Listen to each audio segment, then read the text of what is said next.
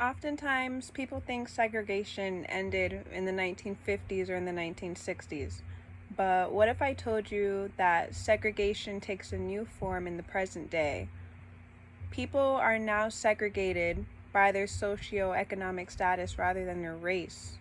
I mean, think about it. Segregation a few decades ago was based on an individual's skin color, and based on whatever skin color somebody was, they were treated differently or getting more or less advantages in life because of that.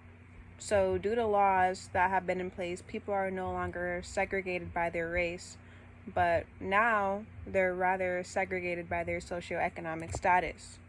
Um, Many prestigious colleges, such as Yale or Harvard, are predominantly white, but they're not predominantly white because they only want white people in their institutions. They're predominantly white because the majority of wealthy or people who make decent money in this country are white, and this is because only the rich can afford these institutions, and in a sense the rich just happens to be white, which is why predominantly prestigious colleges remain white. Now, minorities are often settled to attend institutions that grant them the most financial aid packages, and oftentimes these institutions are not as prestigious. And financial aid packages are granted based off of an individual's socioeconomic status. Before, only white individuals could attend colleges, and now only people that can afford to go to college can actually go. And people that can afford to go to prestigious colleges can actually go to those prestigious colleges. So, colleges, in a sense, are one way of how people are segregated by their socioeconomic status.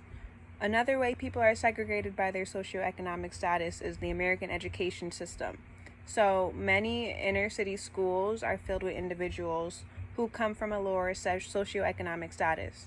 And these schools receive less funding from the government, and ultimately the children suffer from the less funding, meaning overcrowded classrooms, teachers who probably aren't as qualified, and ultimately these children, they don't really see an actual goal compared to children who come from higher socioeconomic statuses and attend much better quality schools.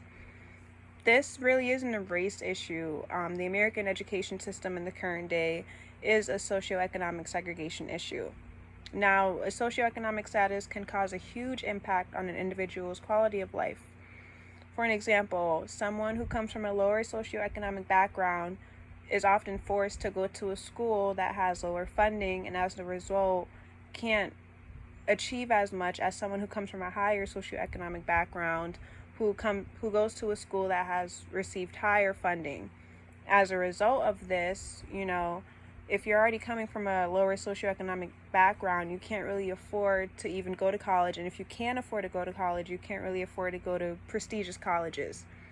Overall, the quality of life of an individual is heavily affected by their socioeconomic background and not race.